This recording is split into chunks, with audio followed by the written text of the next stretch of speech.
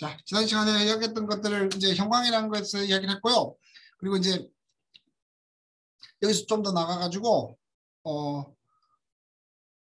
이런 데리버타이제이션 시키는 이런 방법들이 여러 가지가 있습니다. 여러 가지가 있고 수없이 많고요. 제가 잠시만요. 책이 어디 갔는데 제가 그 책을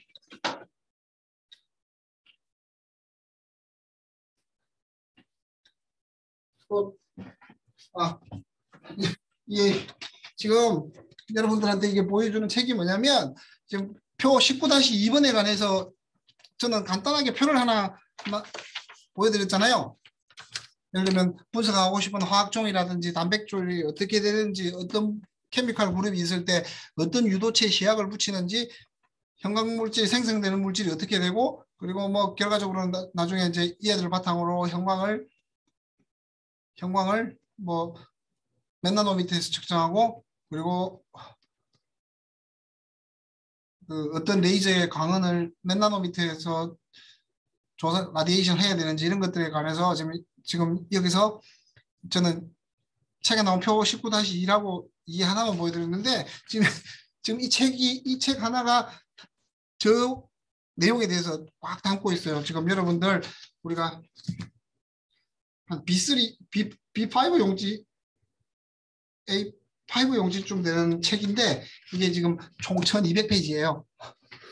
여러분들 제가 보여드린 거는 하나의 그냥 간단한 테이블, 아민 그룹에 관한 그리고 카르보닐 그룹에 관한 간단한 테이블로 나타냈지만 이 종류 외에도 지금 책이 1200페이지짜리 책이 있을 정도로 이거에 관련된 내용들은 무궁무진합니다. 그래서 어떤 특정한 케미칼 그룹이 있으면 그 그룹을 어떻게 데리버타이제이션 해서 좀 더 정확하게 측정할 수 있는지에 대한 각각의 스피시픽한 케이스에 대한 내용들이 저희 한 1200페이지로 마련되어 있습니다. 저는 이제 책에 나온 간단한 몇 가지만 알려드린 거고요. 그리고 이제 이렇게 유도체화하는 시약이랑 분석하고 싶은 화학종, 즉 그 펑셔널 그룹은 보통의 경우는 좀 리액티브한 쪽을 많이 사용을 합니다. 단백질 같은 경우는 뭔가 붙이려고 하면 예를 들면 세린이라든지 트리온이라든지 글라이신 같은 경우는 크게 뭐 반응성이 높지를 않아요. 뭐 예를 들면 그냥 탄소만 연결되어 있는 거라서 반응성이 높지 않은데, 예를 들면 그 루타믹 엑시드, 아스파틱 엑시드 같은 경우는 COOH 그러니까 카르복실릭 엑시드가 있잖아요. 걔들이라든지 그리고 아민이 있는 라이신, 알지닌, 뭐 히스티딘 같이 베이직한 그룹이 있는 것들을 주로 이용하거나 아니면 좀 더 나아가서 시스테인의 SH를 이용을 한다든지 그런 형태로 일단 가장 리액티브한 펑셔널 그룹을 데리버타이제이션 하는 것들을 주로 하고 있습니다. 그리고 이제 지금 오른쪽에 보이는 거는 가장 최근에 나타내진 건데 이걸 GFP라고 해요. GFP라고 이야기를 하는데 이게 이제 발광하는 단백질이에요. 단백질 자체가 빛을 내는 거예요. 지금 뭐 녹색, 뭐 분홍색 이런 것들이 발광하는 것들이 많은데 지금 이쪽은 안에 들어가 있는 이런 그 물질 때문에, 이런 케미칼들 때문에 이제 녹색으로 발광을 하게 됩니다. 위에 가운데 보이시죠? 이 부분에 보이게 되는데 이제 이 단백질을 발견하고서 세 사람이 노벨상을 탔어요. 아마 정확한 해는 모르겠는데 아마 얼마 되지 않았을 거예요. 한 10년? 15년 정도 됐으나 얼마 되지 않은 건 아니지만 하여튼 노벨상을 받았어요. 왜 이걸 노벨상을 받았냐면, 일단 만약에 여러분들이 단백질을 만들었다라고 하면 어떤 단백질을 만들거나 아니면 셀 내에서 뭔가 영향을 미칠 때 내가 원하는 타겟한 단백질 자체를 측정하기가 쉽지가 않았어요. 근데 만약에 내가 A라는 단백질을 이렇게 만들고 싶다. A라는 단백질 시퀀스가 이렇게 된다. DNA 시퀀스가. 그러면 뒤에다가 GFP 시퀀스를 이렇게 달아주면 이게 전체가 발현이 되겠죠. 그죠? 그러면 이 A라는 단백질에 이 GFP라는 단백질이 연결해서 붙게 되고 얘들은 색깔을 나타내게 되니까 이 단백질이 얼마나 발현이 됐는지 쉽게 알 수가 있게 되는 거죠. 그 외에도 뭐 어플리케이션은 무궁무진한데 가장 간단하게 말하면 내가 만들어낸 단백질이 얼마나 많은 양, 그리고 다시 말하면 얘들을 분리해가지고 정량적으로 퀀티테이션 하기 쉽지 않을 때는 얘들을 붙여주게 되면 얘들이 발광의 세기가 녹색이 진하면 진해질수록 내가 원하는 A라는 단백질이 더 많이 발현이 됐다는 얘기잖아요. 그래서 이 부분뿐만 아니라 지금 엄청나게 많이 이용이 되고 있습니다. 여러 가지로 뭐 간단하게 가장 간단한 방법이 이 방법이고 그 외에도 바이올로지 하시는 분들이 단백질을 키우거나 단백질 관련돼서 엄청나게 많은 GFP를 이용을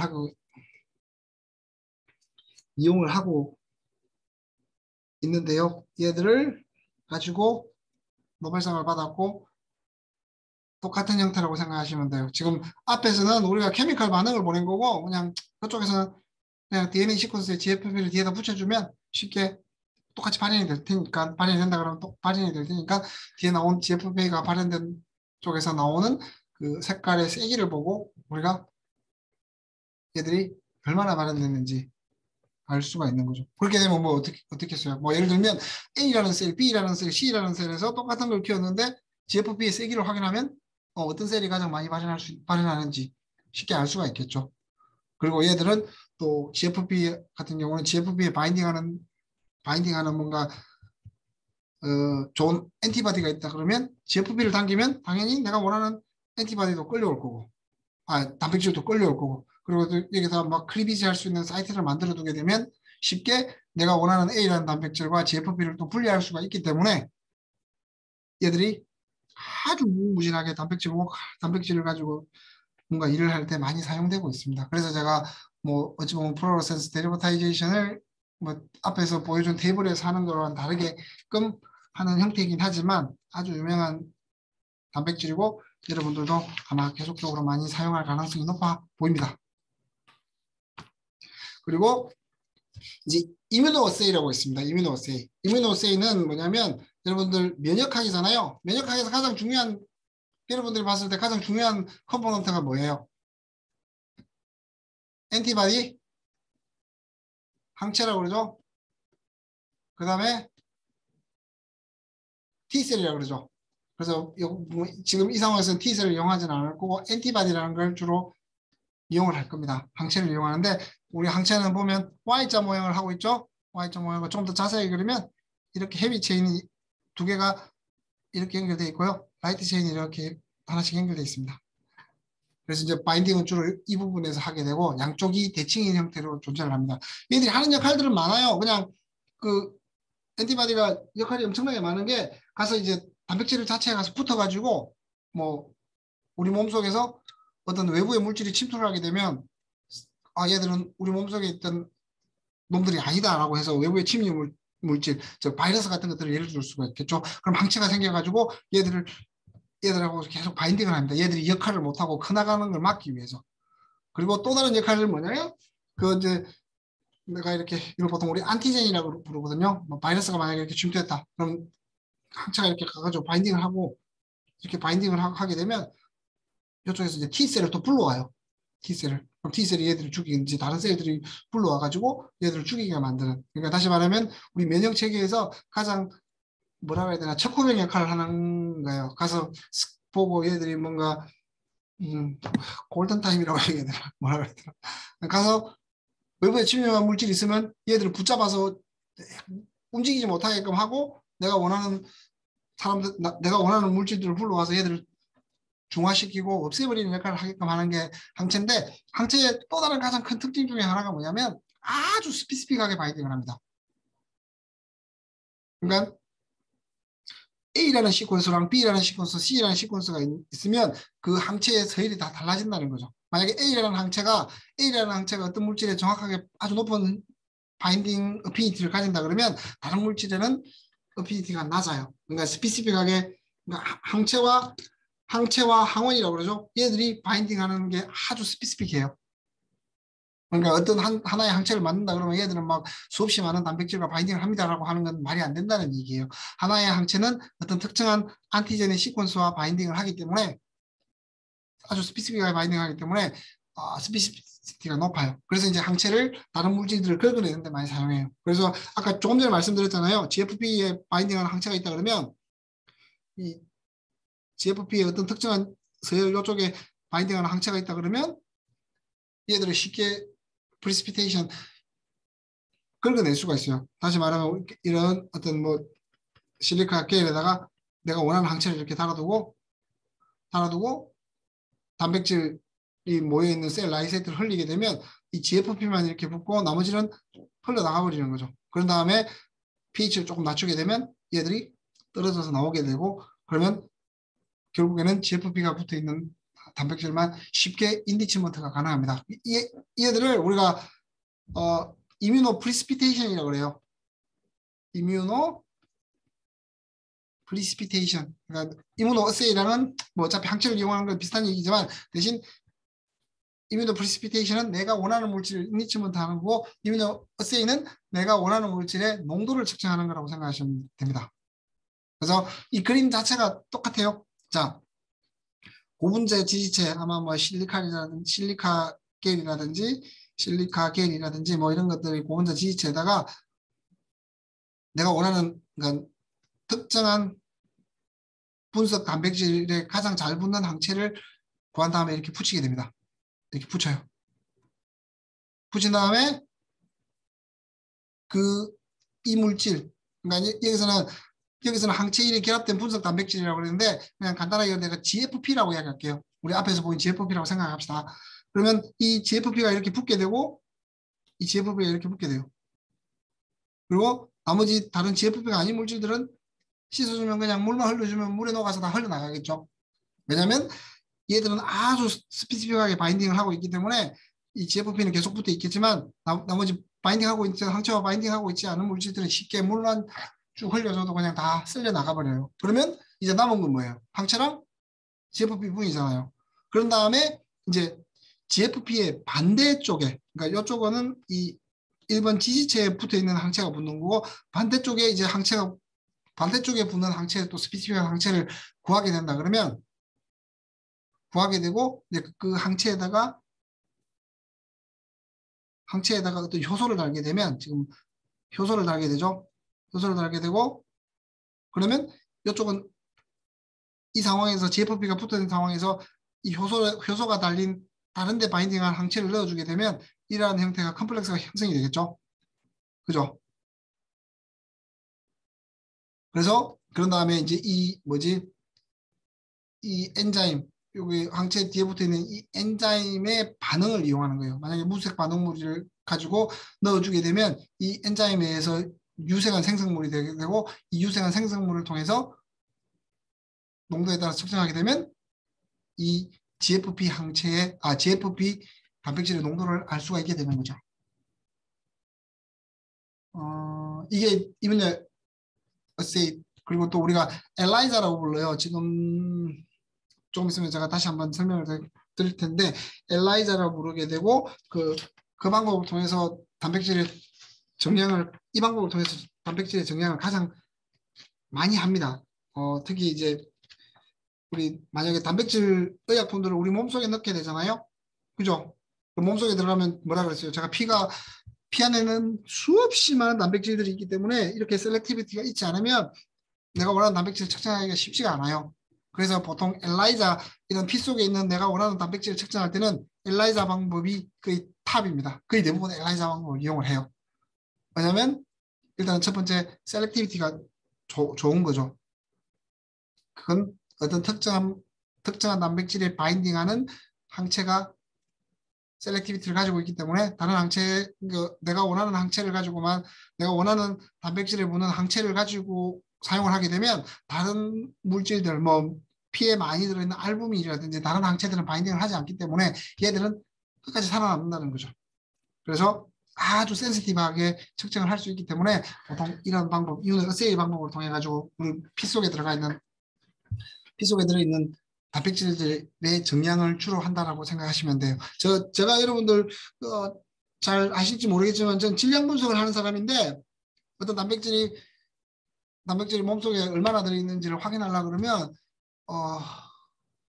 저처럼 이제 질량 분석을 하는 사람들은 아주 질량 분석법이 개발이 발전이 돼가지고 엘라이자 못지 않다라고 이야기하고 하시는 분들이 가끔씩 계세요. 근데 정확히 말씀드리면 아직까지는 엘라이자를 따라갈 방법이 없습니다.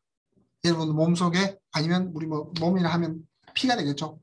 피 속에 들어있는 단백질을 우리가 정량을 한다 그러면 아직까지는 엘라이자를 넘어설 수 있는 방법은 없습니다. 왜?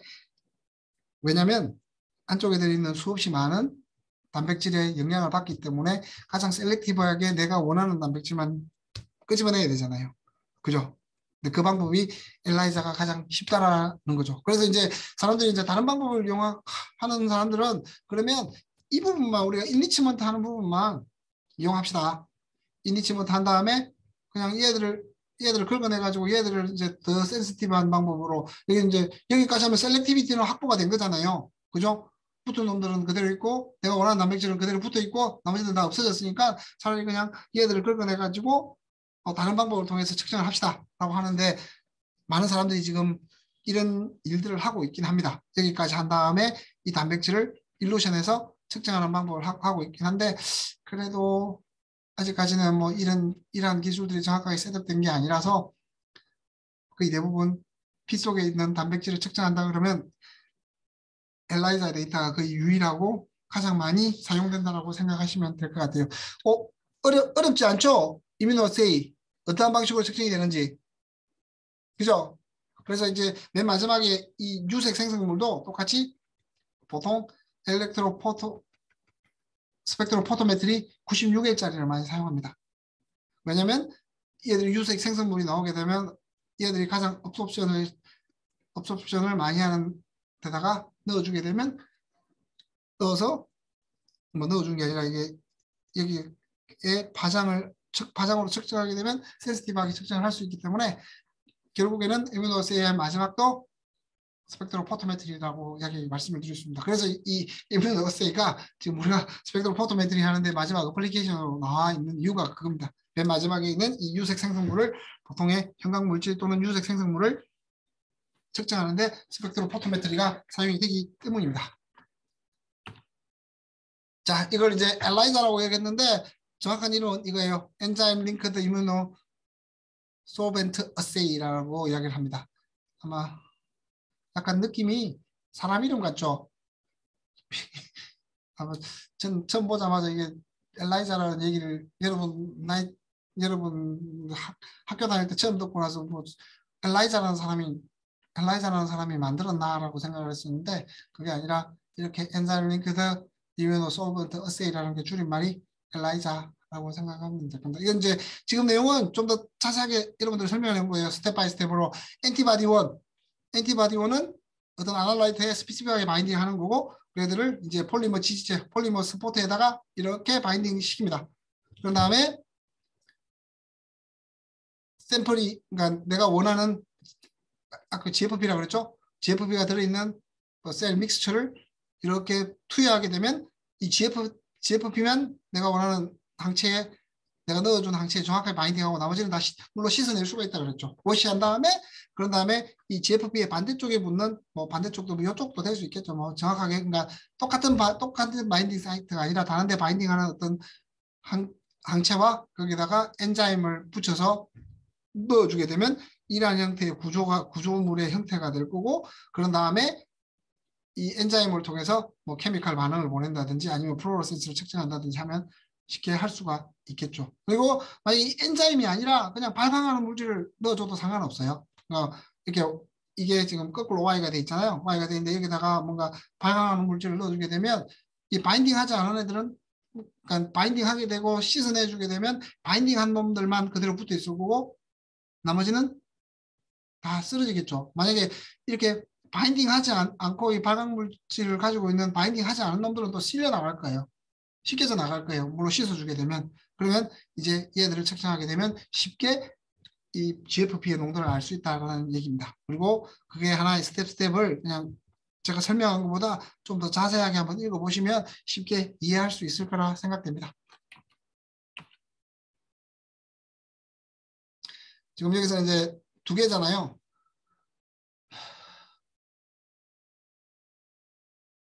그리고 지금 이제 바인딩 하는 게 지금은 두 개로 나타냈습니다.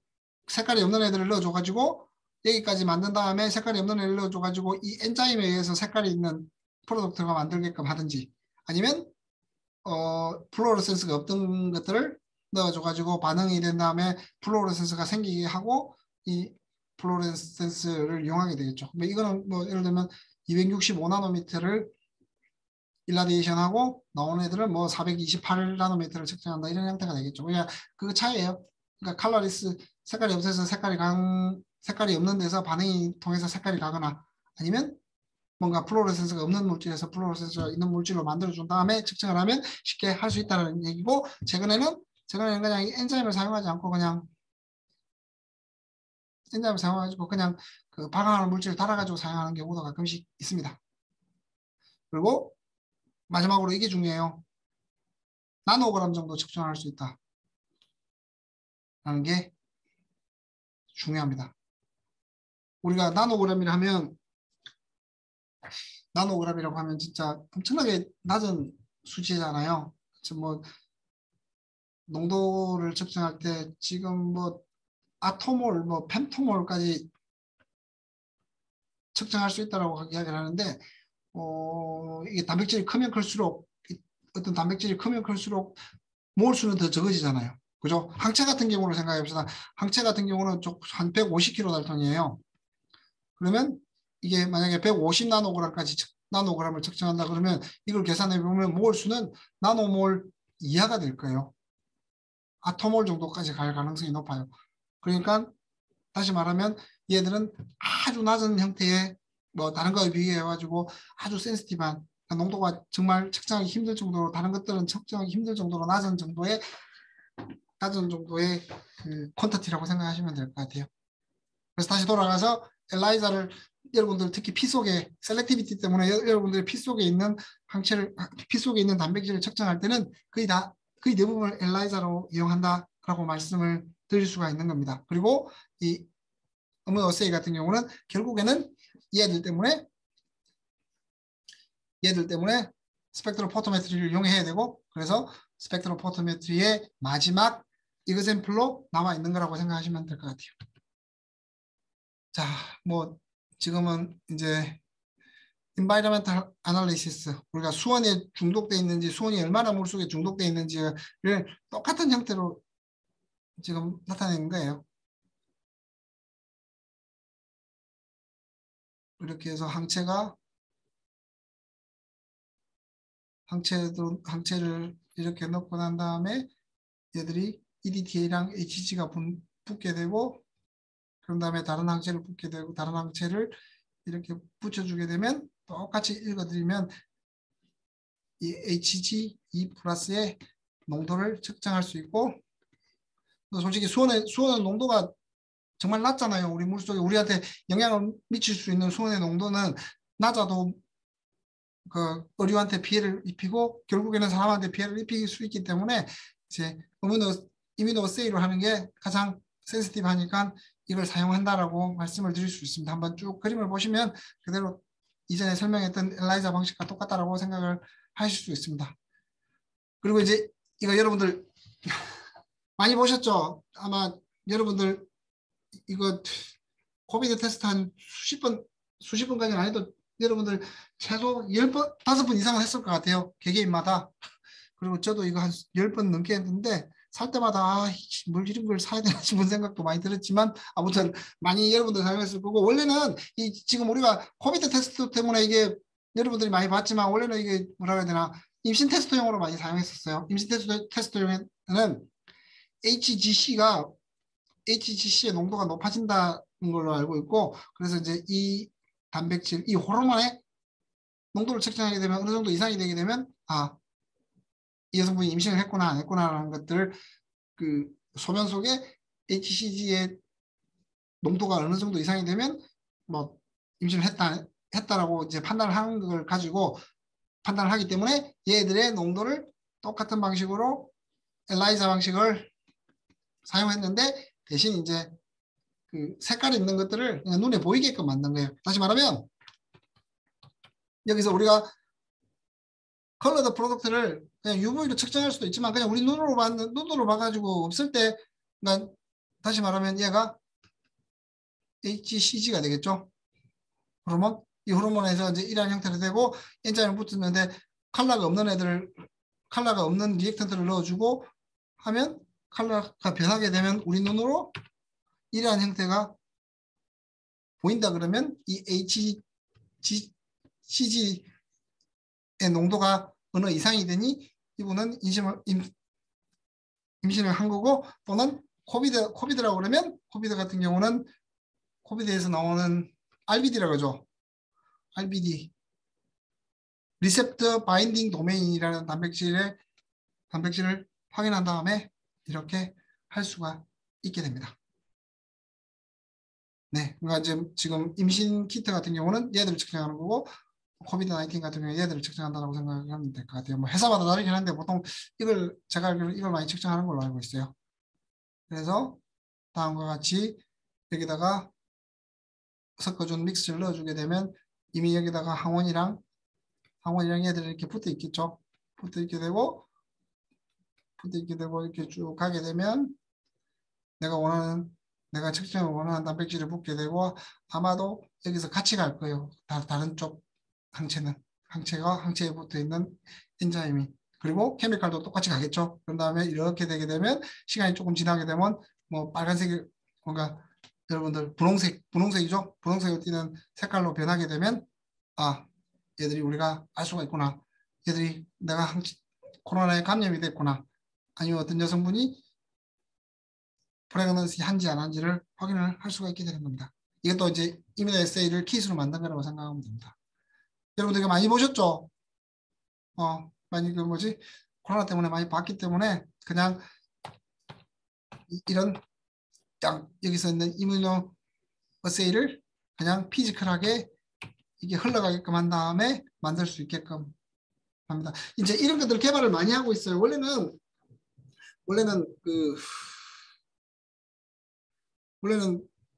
임신 테스트기가 거의 대부분이었어요. 이런 것들은. 근데 코로나가 터지면서 지금 코로나 테스트하는 걸로 엄청나게 발전을 했고, 그리고 이 기술을 이용해 가지고 또 아마도 다른 것들을 많이 병을 진단하는 데 많이 사용할 거예요. 코로나가 생기기 전에 사람들이 이런 키트를 만들려고 노력을 많이 했어요.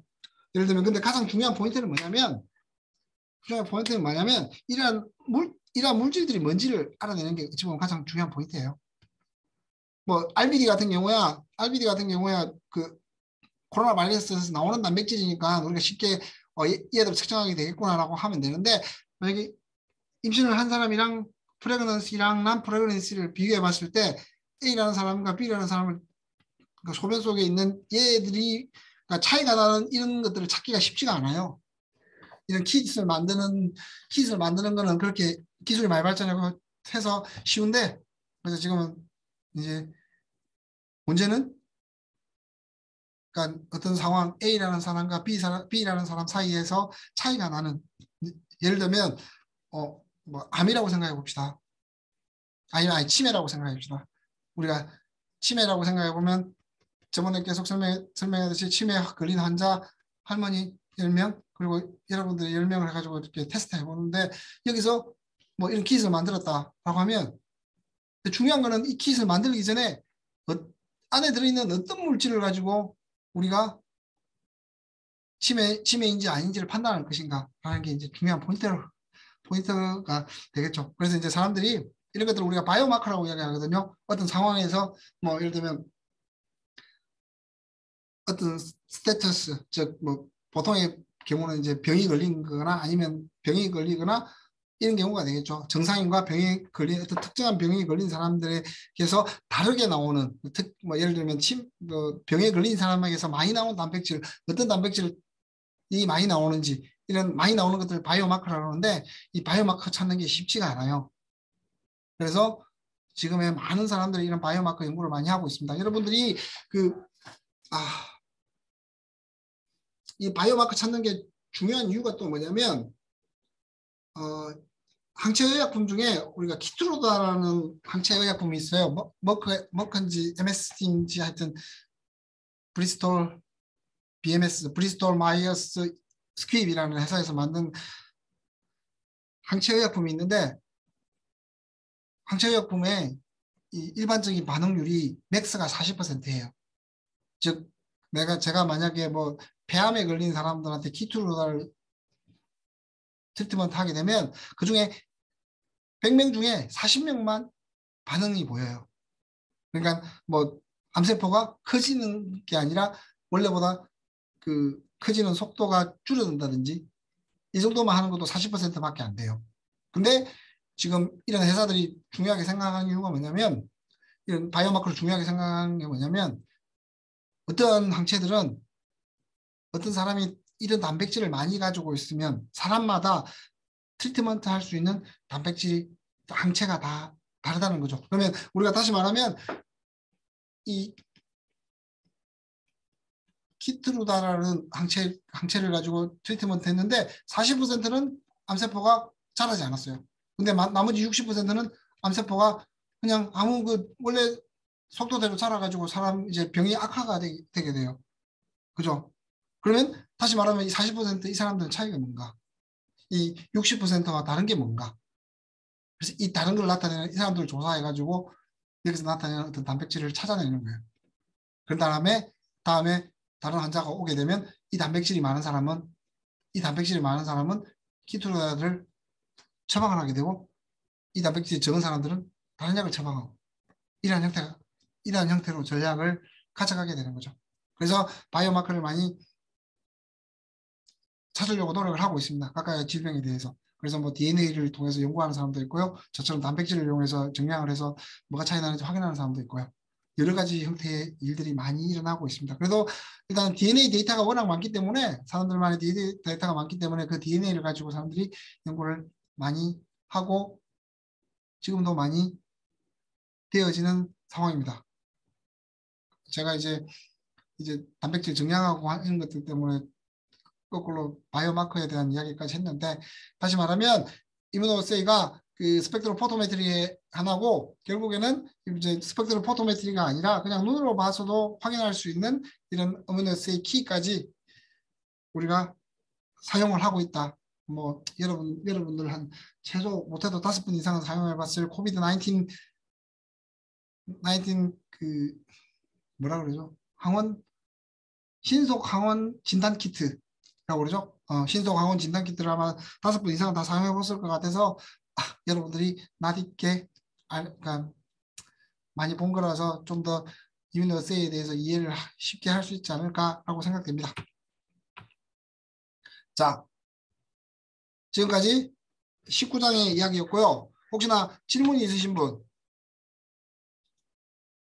질문?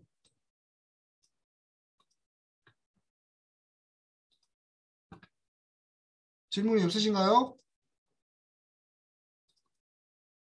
질문이 없으신 분들은 있으셔서 혼자 뭐 질문이 있는데 제가 부끄러워서 말을 못하겠다 그러면 나중에 수업 마치고 남아서 질문하셔도 돼요.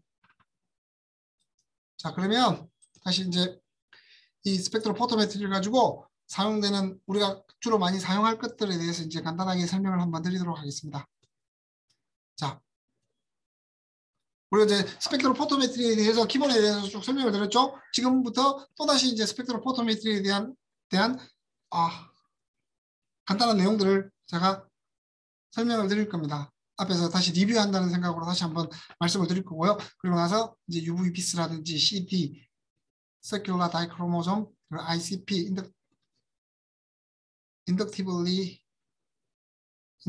Coupled Plasma, 그리고 DLS, Dynamic Light Scattering에 관해서 얘들이 이제 스펙트로 포토메트리를 이용하는 우리가 일반적으로 생각하는 스펙트로 포토메트리는 UV비스가 가장 일반적인 거예요. 지금까지 설명했던 건 거의 다 UV비스고 그 외에서 이제 어플리케이션이 되는 것들에 대해서 이렇게 한번 설명을 드리도록 하겠습니다. 자, 다시 한번 돌아갑니다. 자, 우리가 전파는 뭐였어요? 라디오 웨이브죠. 라디오 웨이브가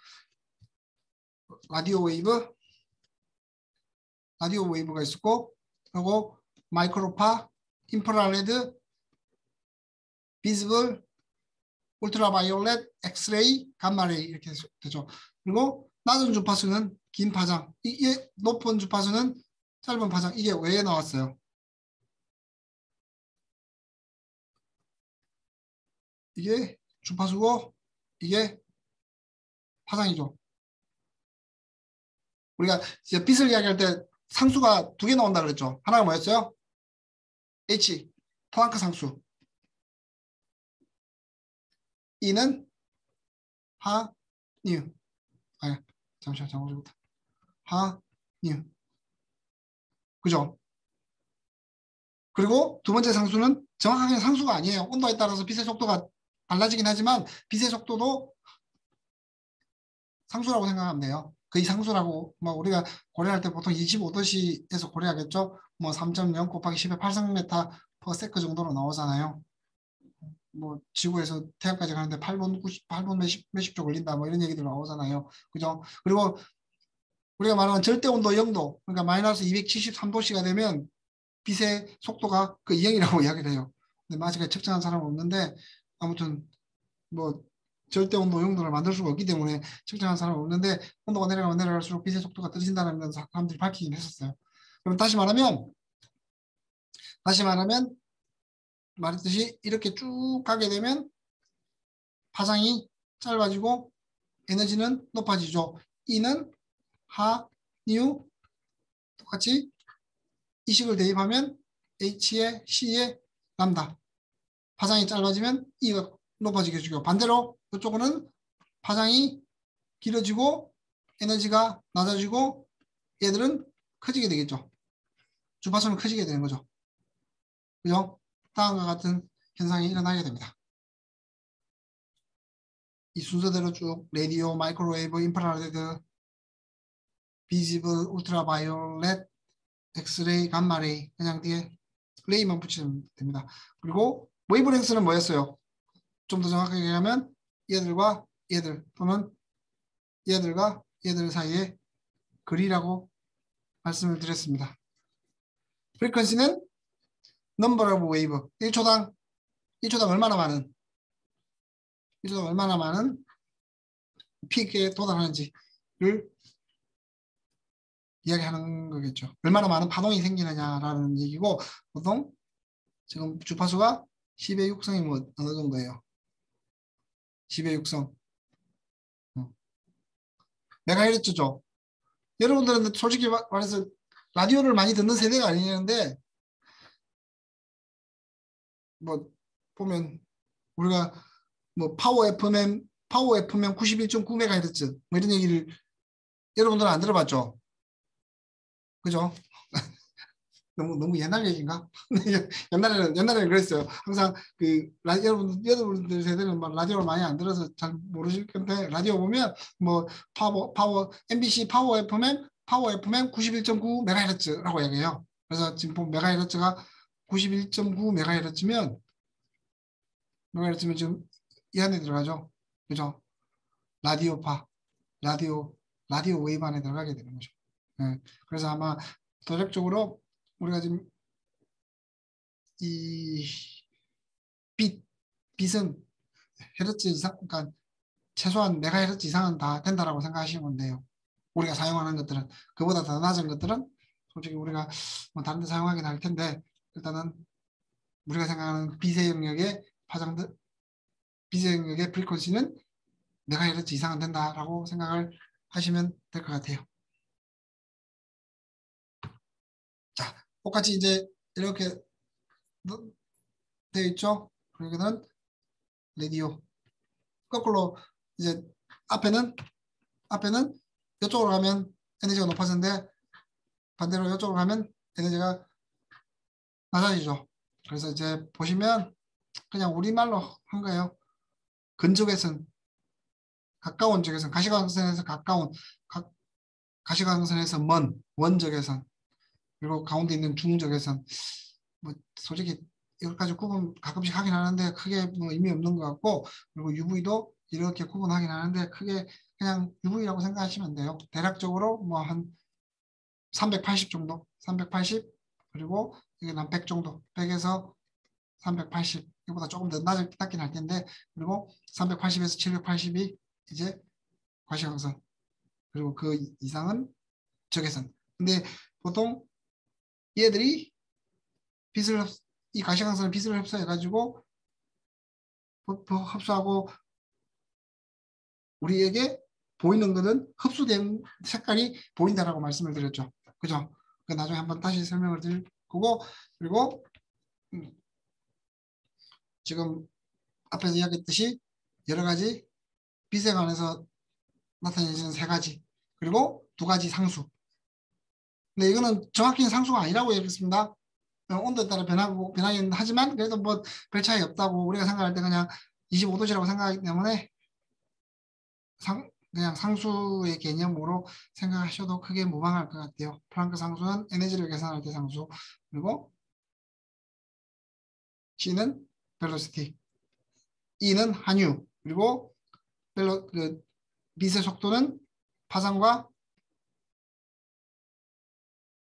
프리퀀시에 비례한다. 그래서 다시 고치게 되면 U는 C 오버 람다가 되고 그리고 얘들을 여기다 넣게 되면 다음과 같이 나타낼 수 있습니다. 그리고 람다는 그러니까 여기 U에다가 위 물결 무늬는 람다 분의 1 이걸 웨이브 넘버라고 보통 이야기를 해요. 이것도 가끔씩 사용하긴 하는데 보통 웨이브 넘버를 가끔씩 사용하긴 하는데 그냥 변환을 시켜주면 되긴 하겠지만 그래도 웨이브 넘버라고 한번 생각을 해보세요. 그러니까 또 대략적인 개념을 알고 있어야 됩니다. 쉽게 계산을 할 수 있다 하더라도 웨이브 넘버를 다르게 계산을 할 수 있을 겁니다. 자, 그러면 여러분들 이걸 한번 계산을 해보세요. 지금이 47분이니까 쉬는 시간 그러니까 여러분 문제 푸는데 2분 하고 그러고 난 다음에 문제 풀고 한 10분 쉬었다가 5시에 다시 시작하도록 하겠습니다.